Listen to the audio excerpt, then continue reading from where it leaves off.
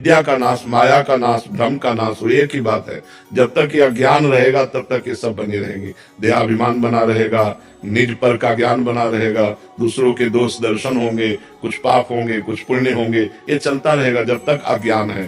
और जहाँ ज्ञानम लब्ध्वा परम शांति मचिरेणाधिगच्छति, जहाँ ज्ञान प्राप्त हुआ तो परम शांति उदय हो जाती। फिर कोई चिंता, शोक, भय, नाना प्रकार के पाप कर्म ये सब नष्ट हो जाते हैं। जीव परमानंद में, परमानंद क्या अभी जानते नहीं हो, अभी मिले नहीं तो कैसे पर, केवल शब्द है परम आनंद, किंचन मात्र दुख नहीं, आनंद ही आनंद उसके हृदय में होगा जो श्री भगवान के चरणों में चित्त जोड़ेगा। खास बात समझो, कोई उपाय दूसरा नहीं है, कोई उपाय नहीं। मामेव ये प्रपद्यन्ते माया में ताम तरन्ते, जो मेरी शरण में आ गए, मेरा भजन करते हैं, वही मैं और मोर तोड़ते हैं माया, इसी से पार हो गए। नहीं तो यही माया का स्वरूप, ये मेरा ये तेरा, मैं तू, मैं और मोर तोड़ते हैं माया, यही बस किन्हें जीव निकाया, गो गोचर जहां लघु मन जाई, सो सब माया जानो भाई। इसलिए नाम जप करो। नाम जप एक ऐसी औषधि है जो भवरोग का नाश करके, अज्ञान का नाश करके ज्ञान प्रकाशित कर देती है। नेहा जी दिल्ली से। राधे महाराज जी, गुरुदेव, हर भक्त अपने जीवन का अंतिम लक्ष्य भगवान को प्राप्त करना चाहता है, पर आपके अनुभव में भक्ति यात्रा का वास्तविक सार किस चरण में प्रकट होता है? जब हृदय पहली बार भगवान से जुड़ता है, या जब कठिनाइयों और परीक्षाओं के बीच में विश्वास बना रहे, या भक्ति करने वाला भगवान की उपस्थिति का अनुभव करे? भक्त कैसे जाने कि उसकी यात्रा के वो किस चरण में है? एक भी परिस्थिति में भगवत विस्मरण सेकंड भर भी ना हो तो सुनो, एक भी कोई परिस्थिति अनुकूल या प्रतिकूल और हम भगवान को भूल गए तो हमारी भक्ति की कसौटी में हम फेल हो गए। तब विस्मरणेन परम व्याकुलते, भगवान का विस्मरण होते ही परम व्याकुलता जागृत हो जाए, सबसे बड़ी कसौटी है। सुख आए या दुख आए, अच्छी परिस्थिति हो या बुरी परिस्थिति हो, लोग सम्मान कर रहे हो या अपमान कर रहे हो, भगवान का विस्मरण ना हो, यही कसौटी है। त्रिभुवन की राजलक्ष्मी देने पर भी जो आधे पल के लिए अपने प्रभु का विस्मरण न करे, वही महाभागवत है। जो कहीं किसी भी प्रकार का राग नहीं, एकमात्र मेरे तो गिरधर गोपाल, दूसरों न कोई, वो महाभागवत है। जो संपूर्ण सृष्टि में भगवान की लीला को देख रहा है, जन्म लीला, पालन लीला और संहार लीला, वो महाभागवत है। जो केवल भगवान की लीला देख रहा है, ये सब भगवान की लीला हो रही, न किसी से अपनापन, न किसी से द्रोह, निरंतर भगवान में स्थित है, वो महाभागवत है। ये पहचान अंदर की है। हर परिस्थिति में भगवान का स्मरण चलना चाहिए। स्मरण रुक गया, आप कच्चे हैं। चाहे जैसी भयानक परिस्थिति हो, हमारे अंदर भगवान का स्मरण चल रहा है, यही सबसे खास स्थिति है। भगवान का स्मरण निरंतर चलता रहे, स्मरण ही भगवान मांगते हैं। अनन्य चेता सततम यो माम स्मरति नित्य सा तस्याहम सुलभा पार्थ, मैं उसके लिए सुलभ हो जाता हूँ जो निरंतर मेरा स्मरण करता है, निरंतर भगवान की स्मृति में रमण करते हुए अपने कार्य कर रहा है। किसानी, व्यापार, नौकरी सब कार्य कर रहा है, लेकिन भगवान का स्मरण करते हुए, वही महाभागवत। ममता पांडे जी, रांची से। राधे राधे महाराज जी, आपके चरणों में कोटि कोटि प्रणाम। महाराज जी, मैं जानना चाहती हूँ कि कोई व्यक्ति सिर्फ अपने कर्म को ही प्रधानता देकर सफलता प्राप्त कर सकता है, या क्या प्रभु की कृपा उनको भी प्राप्त होती है जो ईमानदारी से काम? कर्म तो दो ही प्रकार के होते हैं, शुभ और अशुभ। जब हम केवल कर्म प्रधानता रखेंगे तो दोनों प्रकार के कर्म बनेंगे, कभी शुभ बन जाएगा तो कभी अशुभ बन जाएगा। तो शुभ और अशुभ दोनों बांधने वाले हैं। भगवत प्राप्ति तो होती नहीं कर्म से, कर्म से भगवत प्राप्ति नहीं होती, कर्म योग से भगवत प्राप्ति होती है। जब वही कर्म भगवान के लिए किया जाता है और भगवान का स्मरण करते हुए किया जाता है तो कर्म योग बन जाता है। सब में भगवान की भावना करके, भगवान का स्मरण करते हुए जब हम कर्म करते हैं तो न वो शुभ होता है ना अशुभ, वो भागवतिक कर्म हो जाता है। लेकिन केवल कर्म तो शुभ और अशुभ दो ही प्रकार के होते हैं और दोनों बांधने वाले होते हैं। शुभ कर्म मानो सोने की जंजीर से बंधा हुआ और अशुभ कर्म मानो लोहे की जंजीर से बंधा हुआ, लेकिन बंधा तो दोनों से ही है। तो कर्म से तो पूर्ण सुख की प्राप्ति होती नहीं, कर्म योग से पूर्ण सुख की प्राप्ति होती है, जो भगवान का स्मरण करते हुए भगवान के लिए किया जाता है कर्म। जो अपने लिए कर्म किया जाता है वो दो ही प्रकार का होता है, पाप और पुण्य। कहीं पाप बन जाता है, कहीं पुण्य बन जाता है। पार्थ अहमदाबाद से। राधे राधे महाराज जी। महाराज जी, मैं जब भी कोई कार्य करता हूँ मुझे ऐसा लगता है कि कहीं मुझसे कोई अपराध ना हो जाए या मेरे भीतर अहंकार ना आ जाए, क्योंकि सत्संग में बहुत बार बढ़िया बात है, ये बात आना बढ़िया बात है। डरते रहोगे तो बच जाओगे। बट अभी हर बात में चिंतन होता रहता है कि अपराध ना बन जाए, अपराध, ये डर। ज्यादा डर तो ठीक नहीं, पर डर होना ठीक है। डर से बच जाओगे, डर से बच जाओगे। सोच आदि क्रिया जो करनी धाम में पड़ती है, आगे। धाम में आते हैं तो हाँ, जैसे माँ की गोद में जैसे शौच करे तो कोई अपराध थोड़ी होता है। तो वृंदावन तभी माँ है, माँ की तरह कृपाल है। अब हम यहाँ आएंगे तो लघु शंका भी यही करेंगे, शौच भी यही करेंगे। तो माँ है, वृंदावन धाम माँ है। तो हम माँ की गोद में जैसे शौच लघु शंका हो गई तो उसे अपराध थोड़ी माना जाता है। छोटा बालक तो हम भगवान के धाम के आगे तो छोटे बच्चे ही है, तो हम बच्चे की तरह अपने को देखें, वृंदावन को माँ की तरह देखें तो कोई अपराध नहीं। अंत में सबका अंत क्या है? परमात्मा ही तो है। प्रारंभ क्या है? परमात्मा ही तो है। मध्य क्या है? परमात्मा ही तो है। बीच में क्यों रुके हो? फिर बढ़ो। अगर बहुत सोचने वाले हो तो उसको अंत तक पहुंचाओ। सोचो, अगर सोचने में लगो तो सोचो आप कौन है। अरे आदि भी वही है, मध्य भी वही है, अंत भी वही है, सब परमात्मा स्वरूप है। ये अभी मलिन बुद्धि है इसलिए पकड़ नहीं पाती। नाम जप करो, खूब नाम जप।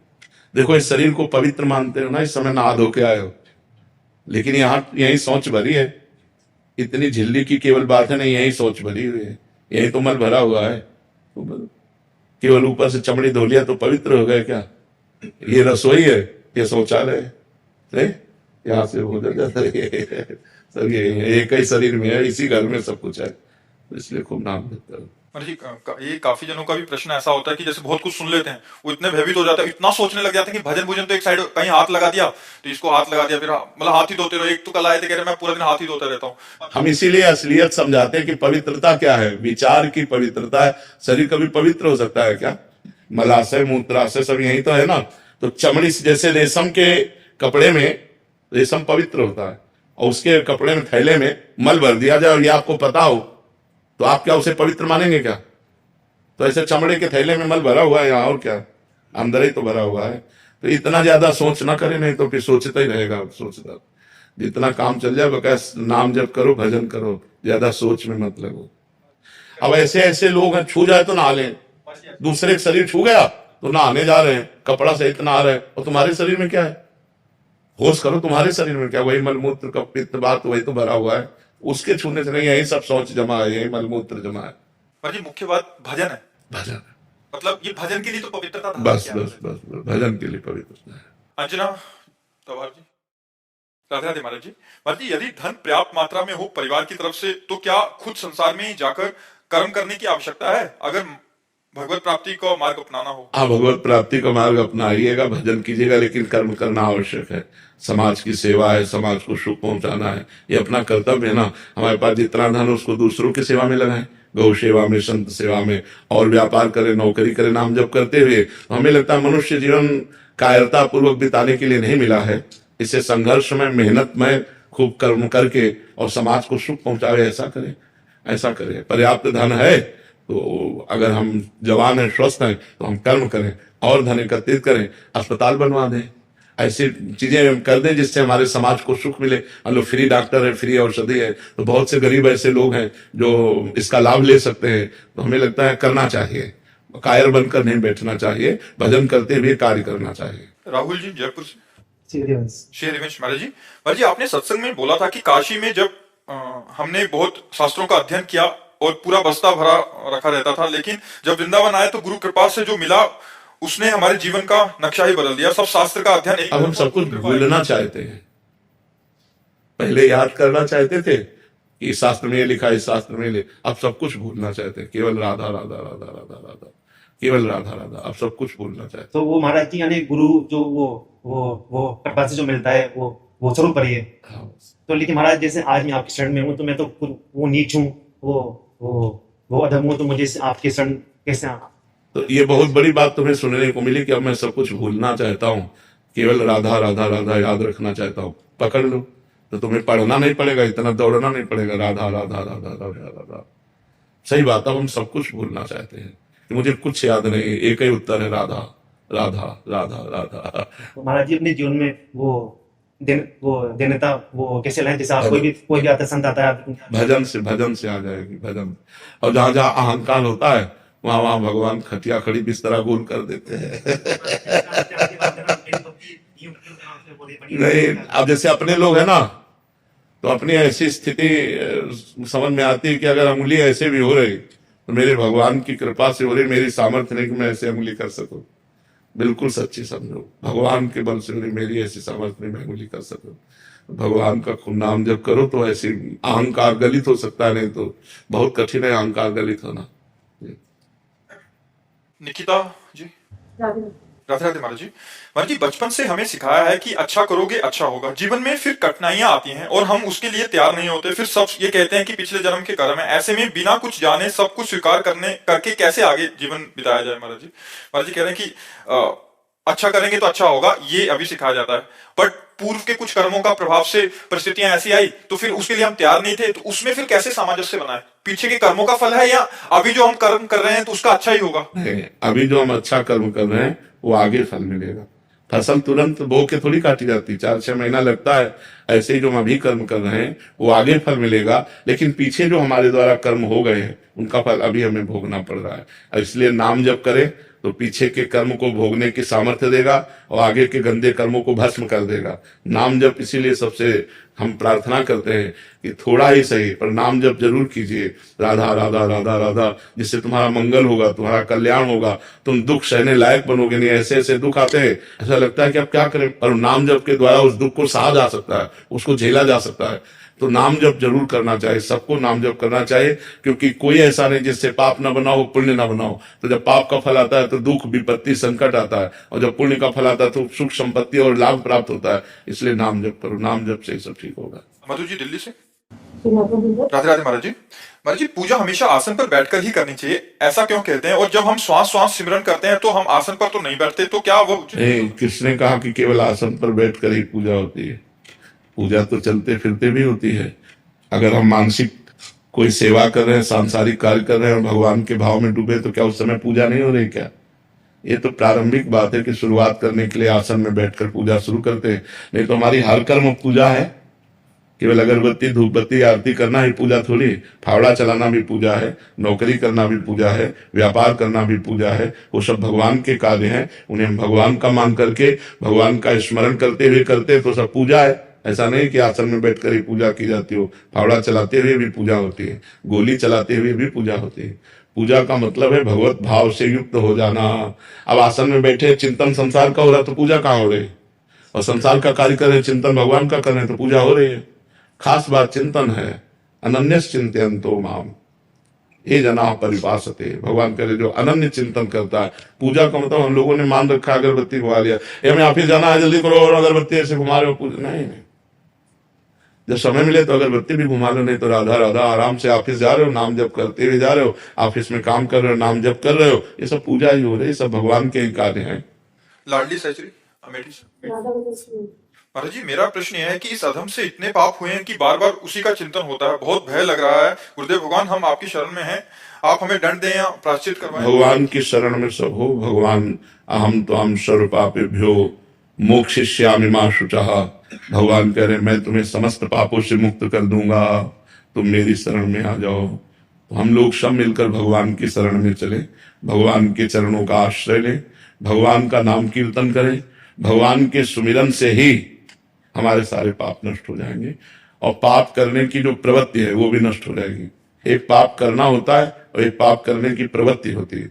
तो पाप हुआ, प्रायश्चित हो गया, प्रवृत्ति नष्ट नहीं हुई तो फिर पाप करा देगी। तो नाम जब तो नष्ट करता है पाप को, पाप की प्रवृत्ति का भी नाश कर देता है। तो हमें खूब नाम जप करना चाहिए भगवान की शरण होकर, जिससे हमारे सारे पापों की प्रवृत्ति का ही नाश हो जाए। जी पाप नष्ट हो गए, इसका क्या थर्मामीटर? हृदय निर्मल हो जाएगा, हृदय शांत हो जाएगा, चिंता भय शोक नहीं लगेगा। उस पाप का भी फिर चिंतन नहीं होगा? नहीं, उस पाप का भी चिंतन नहीं। ये मतलब उसका ये आंकलन? हाँ, जब तक वो चिंतन होकर जलाता रहे तब तक अभी है, और जब चिंतन ही उसका खत्म हो गया, केवल भगवान का चिंतन हो रहा तो वो पाप है। फिर तो सहजानंद अपने आप पाप के नष्ट होते ही अनंत की अनुभूति होने लग जाएगी। बिल्कुल बिल्कुल। महाराज जी, चिंतन निरंतर बढ़े और मन के विकार दूर हो, उसके लिए क्या करना चाहिए? हठ पूर्वक भजन, जबरदस्ती भजन, अपनी जबान से जबरदस्ती नाम जप। कोशिश करने के बाद भी कई बार मन संसार में मन भागने से कुछ लेना देना नहीं, जबरदस्ती नाम जप जबान से। यह जिह्वा के वर्तते नाम तुभ्यम, जिसकी जिह्वा के अग्रभाग पर आपका नाम विराजमान है। और नाम जप का प्रयास करने के बाद भी कई विकार कम नहीं हो रहे, मन के विकार हो जाएंगे, धीरे धीरे हो जाएंगे। बड़ा वृक्ष जब जड़ से उखड़ता है तो महीनों हरा भरा दिखाई देता है, लेकिन जड़ उसकी उखड़ गई। अब नाम जप हम कर रहे हैं तो संसार रूपी दोषों की जड़ उखड़ गई है, धीरे धीरे वो शांत हो जाएगा। मन से करना चाहिए या जबान से क्योंकि मन तो तब लगेगा जब पवित्र हो जाएगा। मन तो तब लगता है जब पवित्र हो जाता है। अभी अपवित्र मन है, वो भोगों में जाएगा, तो हम इसको पवित्र कैसे करें?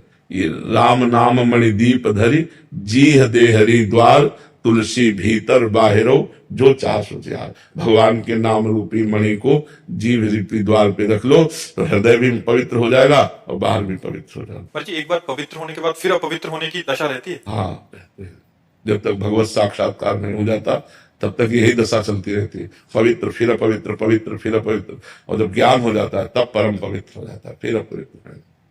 रुचि ना आए तब रुचि नहीं आती है, ये रुचि भजन में रुचि पाप के कारण नहीं आती। जब पाप नष्ट हो जाएगा तो भजन में रुचि हो जाएगी, भगवान में रुचि हो जाएगी। पाप नष्ट हो जाए बस। चिल्लाने पर नहीं करें। हाँ, जबरदस्ती। तभी इनसे कहा हठ पूर्वक भजन करना, जबरदस्ती भजन करना। मन लगे न लगे, हमें भजन करना है। भाव कुभाव अनख आलसहु, नाम जपत मंगल दिश दशहु। दसों दिशाओं में उसका मंगल ही होगा जो नाम जप करता है। महाराज जी एक और साधक की दृष्टिकोण से पूछ रहे हैं महाराज जी, जब मन पवित्र होने लग जाता है उसके बाद प्रभु का भी रोल रहता है महाराज जी। प्रभु भी, जैसे आप तुलसीदास जी के उसमें कहते हैं प्रभु प्रेरक बरजे, तो महाराज जी प्रभु शासन करते हैं क्या? हाँ, मन पवित्र तभी होता है जब प्रभु कृपा करके भजन में हमारे अंदर एक हठ पैदा करते हैं। राधा राधा राधा राधा राधा राधा, ये भगवान की कृपा से ही होगा। नहीं तो मन नहीं लग रहा तो भी कैसे जप करें? भाई मन लग रहा है, आनंद आ रहा है, तब तो जप होगा। जब आनंद नहीं आ रहा, मन ही नहीं लग रहा, तो जप कैसे होगा? फिर भी जप करना, यही कृपा है। फिर वो कृपा से जप होता है। अब उसे करना ही करना, दूसरा कोई उपाय नहीं। मन को निर्मल करने का, संसार से मुक्त होने का, दुखों से बचने का भजन के सिवा कोई उपाय नहीं। भजन ही एक उपाय है, करना ही पड़ेगा। जबरदस्ती कर लो, आज कर लो, चाहे अगले जन्म में कर लेना। वासनाओं का चिंतन नहीं करना चाहते पर फिर भी चिंतन होता है। बस उपासना से वासना भस्म हो जाती है। उपासना में, हाँ, इतना समय उपासना में दीजिए कि वासना को समय ही ना मिले। हर समय हमारा बिजी, तो अंदर से जो दुर्वासना मन सदा परिकर्षयन्ति, दुर्वासनाएं जो हमें खींचती हैं वो धीरे धीरे शिथिल हो जाएगी। पर अधिक भजन होने पर जब चलता रहता कंटिन्यू फिर भी वो वासना का चिंतन होता है। आप वैसे हमने कई बार बताया है, अगर हमारा पाप 500 ग्राम है और भजन 50 ग्राम है तो हमें अनुभव में नहीं आएगा। जब भजन हमारा 550 ग्राम हो तब समझ में आएगा कि अब हमें आनंद की अनुभूति हो रही है, अब दिव्यता का अनुभव हो रहा है, अब वासनाएं नष्ट हो रही, सब अनुभव होने लगेगा। पर अभी तो पहाड़ का पहाड़ पाप जमा है और भजन बहुत थोड़ा है। इसलिए हमें भजन करते रहना चाहिए, चिंता नहीं करनी चाहिए। कुलजीत जी लखनऊ से। श्री हरिवंश महाराज जी, महाराज जी इस संसार में पत्नी माँ का रोल निभाते हुए उनसे आसक्ति हो जाए तो उससे कैसे बाहर निकले महाराज जी? उनमें भगवान का भाव करें, क्योंकि देखो जब भगवान नहीं रहते तो हम किसी को प्यार नहीं करते, चाहे पति हो चाहे पुत्र हो। जब उसके हृदय से भगवान अंतर ध्यान हो जाते हैं, भगवान ही का तो पावर है। ये जो बिजली है शरीर में ना, बोलना, हंसना, देखना, खाना पीना, ये भगवान का ही पावर है। मान लो ये हाइड्रोजन चल रहा है तो बिजली से, पंखा चल रहा है तो बिजली से, ये एसी चल रही तो बिजली से। ऐसे स्त्री पुरुष जड़ चैतन्य जो भी हलचल हो रही वो ईश्वर से हो रही। जब हमारे पुत्र से ईश्वर निकल जाता है तो हम पुत्र के शरीर से कहाँ प्यार करते हैं? तो हम कहीं ना कहीं ईश्वर से ही तो प्यार कर रहे हैं। पत्नी के शरीर से भगवान अंतर ध्यान हो जाए तो हम पत्नी के शरीर को जला देते हैं, तो हम कहाँ प्यार करते हैं उसके शरीर से? हम कहीं ना कहीं अनजाने में परमात्मा से ही प्यार कर रहे थे। तो हमें चाहिए कि जब हम अपने पुत्र को, पति को भगवत स्वरूप देखें तो फिर ये डर खत्म हो जाएगा कि कहीं हमारी आसक्ति हो गई, तो फिर भगवान में ही आसक्ति होगी। उस रूप में भगवान ही है, पति रूप में भगवान ही है, पुत्र रूप में भगवान ही है, ऐसा मानना चाहिए। महाराज जी क्या योग वशिष्ठ हम पढ़ सकते हैं? हाँ, पढ़ सकते हैं, क्यों नहीं पढ़ सकते। और हमें लगता है गुरुजनों से सुना जाए तो ज्यादा अच्छा है। गुरुजनों से शास्त्र सुना जाए तो ज्यादा लाभ प्राप्त होता है। पढ़ने में हमारी जितनी मति उतने ही पढ़ पाएंगे, लेकिन गुरुजन जब हमें समझा के कहते हैं तो ज्यादा हमारी समझ में आता है। आदर्श सिंह जी झांसी से। महाराज जी आपकी एक वीडियो देखा जो उसमें आपने कहा कि भगवान श्री कृष्ण को एक बार साष्टांग प्रणाम करेगा उसे 10 अश्वमेध यज्ञ का फल प्राप्त होता है, और 10 अश्वमेध यज्ञ का फल प्राप्त होने वाले को भी स्वर्ग की प्राप्ति होती है, पुनः मृत्यु लोक में आना पड़ता है। परंतु श्री कृष्ण जी को जो प्रणाम करने वाला है उसे जन्म नहीं लेना पड़ता। तो यही सुन के महाराज जी इन्होंने विचार किया कि वृंदावन जाएंगे बिहारी जी और सबको प्रणाम करेंगे। पर महाराज जी मैंने बहुत बार प्रणाम कर लिया, मैं गिना नहीं, तो अब तो मुझे मृत्यु लोक में नहीं आना पड़ेगा। विश्वास करो, विश्वास करो, विश्वास से सब बात बन जाएगी। नहीं, नाम जप करो तो विश्वास और दृढ़ होने लगेगा। नाम जप करते रहो। कीर्ति दुलारी जी। श्री हरिवंश महाराज जी। महाराज जी मेरा कोई ऐसा प्रश्न नहीं है, अगर कभी आता है तो जवाब मिल जाता है, फिर भी मन में एक बात आई है, क्षमा करना महाराज जी, महाराज जी कह रहे कि प्रयास कर रहे हैं पर कोई भी त्रुटि होती है तो मतलब आप ठीक कर देते हैं, फिर त्रुटि हो जाती है, ऐसे करके। भगवान का चिंतन करो, लीला गायन करो, लीला श्रवण करो और शांत रहो। जो गलतियां हो उनको पुनरावृत्ति ना हो ऐसा दृढ़ भावना करो और चलते रहो। ये बहुत बड़ा मार्ग है, ये भगवत मार्ग कोई छोटा मोटा मार्ग नहीं, सबसे बड़ा मार्ग है। तो इस मार्ग में बहुत धैर्य पूर्वक चला जाता है। आनंद ना आए तो भी, गलतियां हो तो भी, जैसी भी परिस्थिति हम कदम आगे बढ़ाते रहे तो हम सफल हो जाएंगे। भगवान एक दिन हमको निर्मल कर देंगे, भगवान एक दिन हमें सुधार देंगे, पक्का विश्वास रखो। रूपा जी कर्नाटक से, राधे राधे महाराज जी। गुरुदेव आप कहते हैं कि जब किसी व्यक्ति को भगवत प्राप्ति हो जाए तो उसे दोबारा जन्म नहीं लेना पड़ता। मेरा प्रश्न है कि भगवत प्राप्ति महापुरुष है, उसकी आगे की स्थिति क्या होती है? भगवान की सेवा करता है या क्या होता है आगे? वो भाव होते ना, उसके अनुसार उसकी स्थिति होती है। जैसे दास्य भाव, सख्य भाव, वात्सल्य भाव, गोपी भाव, सहचरी भाव, वो जिस भाव से भावित होकर सिद्ध हुआ है वो उसी भाव को प्राप्त होकर अपने प्रभु की सेवा में रहता है। मोक्ष प्राप्त होना वो अलग चीज है। जैसे तरंग समुद्र में मिल गई, अस्तित्व खत्म हो गया, लेकिन सिद्ध देह धारण करके, जैसे वो सखा है तो सखा का सिद्ध देह धारण करके भगवान श्री कृष्ण के साथ आठों पैर खेलता है। गोपी है तो गोपी देह धारण करके वो भगवान के साथ, सहचरी है तो सहचरी देह धारण करके प्रिया प्रीतम के साथ। सिद्ध पुरुष जिस भावना से सिद्ध होता है उसी प्रकार का उसे सुख मिलता है। अब कोई वैकुंठ उपासी है, नारायण उपासी तो वैकुंठ जाएगा, कोई राम उपासी तो साकेत धाम जाएगा, शिव उपासी है तो कैलाश धाम जाएगा, अगर प्रिया प्रीतम को उपासी तो वृंदावन धाम आएगा, अगर गोलोक बिहारी को उपासी है तो गोलोक धाम जाएगा। अलग अलग साधकों की भावना है, तो जैसी भावना हमारी सिद्ध होती है वैसे ही हमको प्राप्त होता है भगवान का धाम, भगवान की लीला और भगवान का रूप। आरुषि शर्मा जी, महर्षि संसार में ऐसा बोला जाता है कि संत या बाबा बनना तो बहुत आसान है, असली जीवन तो जिम्मेदारी और ग्रस्त जीवन हम में कह रहे हैं रहना है। संत और बाबा बनना बहुत कठिन है। बड़ी लंबी सांस लेके बोल रहे हैं। संत तो कोई भी बन सकता है। बन के दिखाओ, तुम्हें बहादुर समझे। और हम तुम्हें संत के नियम बताते हैं, उसके अनुसार चलो, तुम्हें बहादुर माने। कोई हमें प्यार करने वाला नहीं, जितने प्यार करने वाले थे सबसे काट, माता पिता भाई बंधु परिवार सब, कोई मनोरंजन नहीं, किसी भी तरह का कोई मनोरंजन नहीं। हर समय मन को मारना, थोड़ी भी चूक हो जाए तो संसार फूंक दे। साधु का जीवन जानते हो कितना कष्ट में जीवन होता है। अब तुमने केवल बाहरी देख लिया, बोले बहुत मौज में है, 8-8 दिन भोजन नहीं मिला, 8-8 दिन भोजन नहीं मिला, बड़े कष्ट, लोग गालियां देते, बड़े कष्ट में जीवन व्यतीत होता है। ऐसे थोड़ा रह के देखो। हम अगर दस जीवन में रहते हैं तो जिम्मेदारियां भी होती हैं। तो तुम्हारे को तो 2-4 की जिम्मेदारी होगी, हमें तो हजारों की जिम्मेदारी है। बाबा जी का मतलब क्या समझते? तुम्हारे 2-4 घर परिवार के लोग होंगे, हमारे हजारों हैं। आप नहीं है हमारे परिवार के, हम क्यों आपसे बात कर रहे हैं? क्या हमारी जिम्मेवारी नहीं है आपके दिमाग को ठीक करना, आपको स्वस्थ रखना, आपको प्रसन्न रखना? तो हम जिम्मेवारी का तो निर्वाह कर रहे हैं। नहीं, हम यहाँ क्यों बैठे हैं? कोई फीस दे के आई हो क्या? तो हम अपनी जिम्मेवारी तो निभा रहे हैं कि आप हमारे हो, हमारे देश के हो, हमारे परिवार हो, हमारे भगवत स्वरूप हो, आप अच्छे आचरण वाले बनो, अच्छे विचार वाले बनो, तो आपका मंगल होगा। ये बात है। शशांक जी इंदौर से, राधा वल्लभ शेरवंश महाराज जी। गुरुदेव माया की शक्ति इतनी प्रबल क्यों है कि साधक सत्य जानकर भी उसमें उलझ जाता है? भगवान की है ना, भगवान अनंत शक्तिशाली है, तो भगवान की माया भी अनंत सामर्थ्यशाली है। ज्ञानिनाम चेतांश देवी भगवती ईशा बलादा कृष्ण मोहाय महामाया प्रेक्षति। जो ज्ञानिन कर चित अपहरई और बरियाई विमोह वश करे, जबरदस्ती मोह में डाल दे, उसी का नाम माया है। पर भगवान की माया से भी बढ़कर भगवान का नाम है। माया भगवान के अधीन है और भगवान नाम के अधीन है। जितना नाम जप करोगे उतना ही माया से मुक्त होते जाओगे। अगर नाम जप नहीं है तो माया पर विजय पाना कोई खेल नहीं है। माया समझे में नहीं आती है। कहाँ माया है, कहाँ है? हम हैं, तुम है, ये चराचर जगत है, सब भगवान का स्वरूप है। माया कहाँ है? माया माने भ्रम, माँ माने नहीं, या माने जो है नहीं, एक भ्रमात्मक, जो भ्रम में हमें फंसा दे, सत्य वस्तु को ढक कर असत को प्रकाशित कर दे, उसी का नाम माया है। और ये अचिंत्य है, चिंतन में नहीं आती, इतनी प्रबल है कि पकड़ में ही नहीं आती।